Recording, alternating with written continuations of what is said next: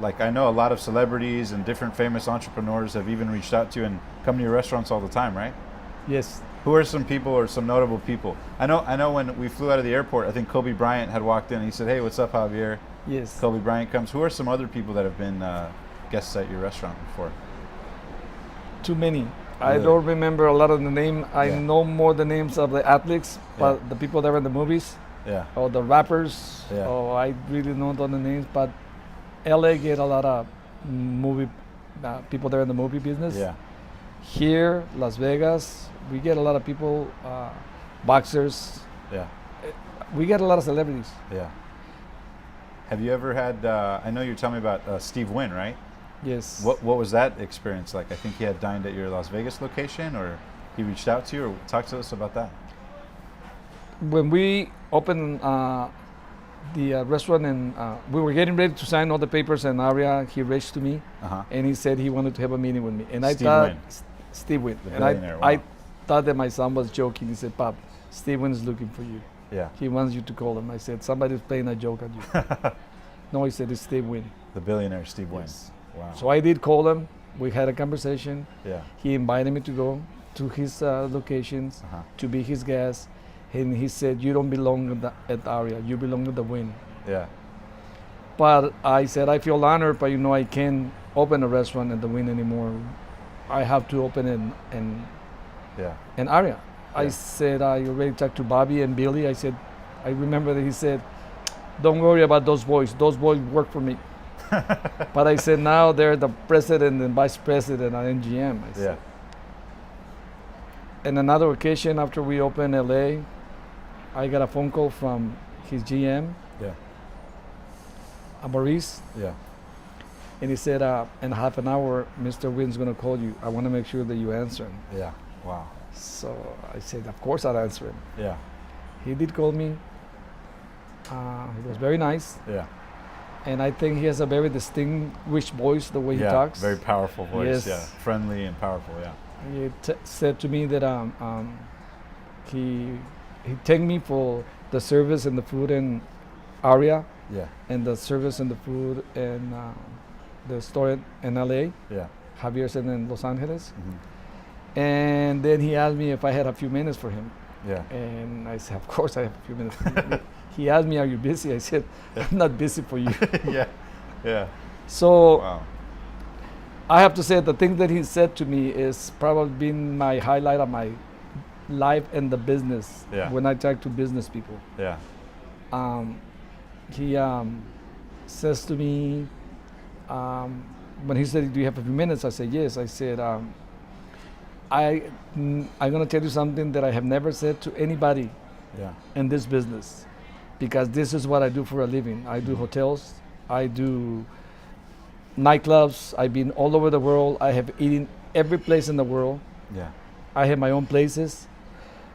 And I said, I know you're Mr. Las Vegas, I know who you are. I said, Yeah. I know. And he said, "But I have to mention something to you. And I'm not the kind of person to talk to many people, Yeah. but I have to say something to you, Javier."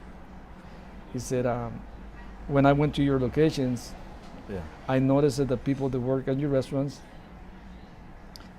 starting from the hostess, cocktail waitress, waiter, bartender, busboy, managers, they represent your brand in a way that I've never seen anybody in Wow. any place being represented." Wow.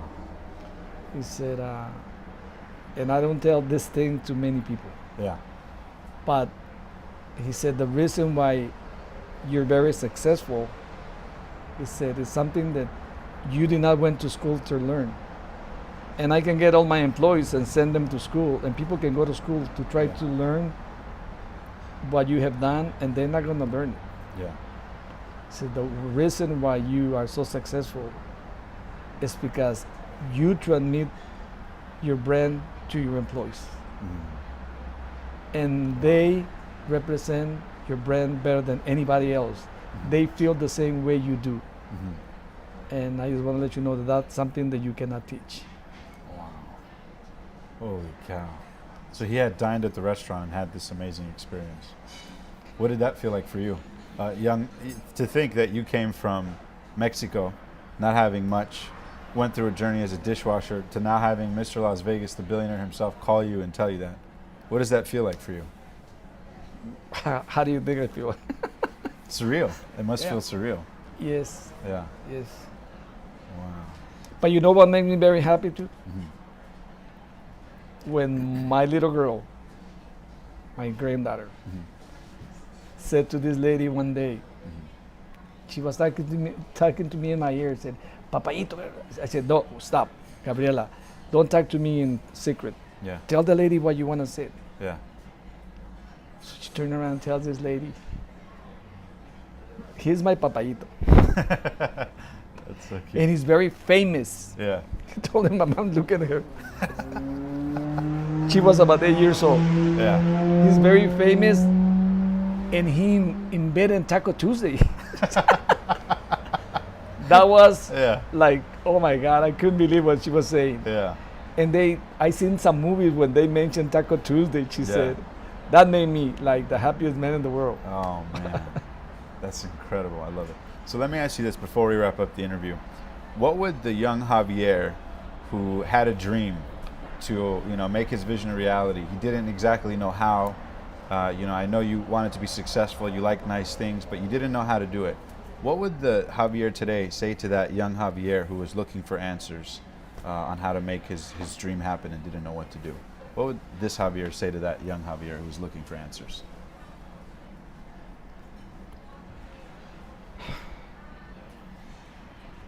If you have a dream, okay, and you believe in the dream that you have, and you have that vision, yes, do it.